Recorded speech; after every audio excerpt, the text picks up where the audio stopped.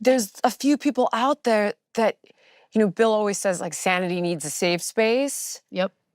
And those voices rise to the top because I think the majority of us that are in the middle who feel orphaned are finding sanity in the things that you're saying. And when I try to have this conversation with the people on the left, and I'm trying not to shut anybody on the left out, right?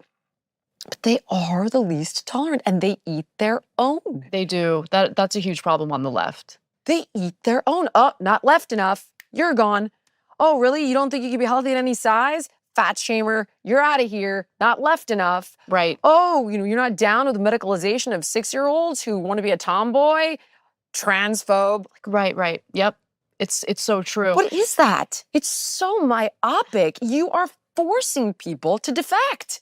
I want to be the kind of person who empowers people, inspires people, and avoids enabling self-pity in people. And I think that the other issue that I'm seeing, and again, we're making obviously blanket statements because there are gradations on the left and the right? So there are plenty of Democratic voters that are just like us. I think a lot of them are terrified to speak out. And I'm hoping that by speaking out myself, it'll empower them to say what they really think and voice what their genuine concerns are.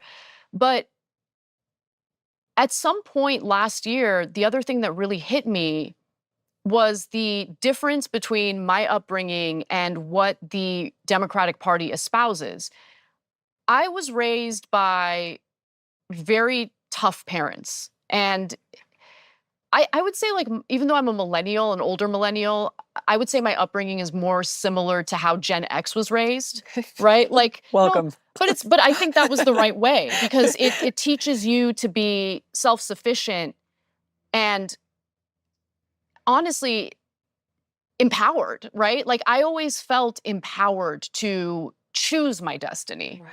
To, like, if I work hard, and I get it, there are issues in our government, in our system. There are things that have served as obstacles for younger generations that didn't necessarily exist for older generations. I get all of that. However, we all get to wake up in the morning and make choices for ourselves. And when I hear the Democratic Party constantly disempower people of color, because that's what they're doing. I mean, really think about it. Like they keep using this messaging that infantilizes them and makes them seem as though, if it weren't for us white saviors, messing around with these laws and policies, they would never be able to survive. And I find that so gross. I'll give you a specific example. This drove me crazy. Culver City schools. They took a look at their honors program and they realized that there was a real disparity between the white students and the Latino students. Very few Latino students had enrolled in the honors program. So they decided the right thing to do would be to just scrap the honors program altogether. And that pissed me off. And it pissed me off because, first of all, you're not actually addressing the issue here. I think those Hispanic students are capable of greatness. Right. You just have to do the work to get them there. And when you scrap the program, you're essentially communicating to all the students, no, we're going to get rid of this opportunity because we don't believe in you guys. It's doing away with an opportunity rather than seeing what the flaws are in our education system and then rising to the occasion to help these students, where we do see the disparity, get to where we want them to be. That's the right way to approach it. But there's just this weird, like, defeatist mentality. And I'm honestly also very sick of, like, white people going around being offended on behalf of marginalized people. Oh my God, they're just virtue signaling. It's disgusting. It it's is. Like, it is. I'm the good guy. Yep. I will. Do you remember this? Oh I will save God. you. Right? There was an ad that went around, forgive me, and it had like actors that I had loved. One that I trained back in the day when I was like 27. And it was like, I can't recall exactly, but it was like, I'm responsible. Or I'm sorry that I didn't, and like, who knows what, basically taking on the history of racism. And I thought, this is so cringy and awful. I take responsibility. I take responsibility. I take responsibility. I take responsibility for every unchecked moment. For every time it was easier to ignore than to call it out for what it was. Every not so funny joke. Every unfair stereotype. Every blatant injustice, no matter how big or small. Every time I remained silent. Every time I explained away police brutality or turned a blind eye. I take responsibility. Black people are being slaughtered in the streets, killed in their own homes. These are our brothers and sisters, Our friends, our family. We are done watching them die. The Black community vomited it back Yeah, and up. as they saw right should. through it. As they should. I would too.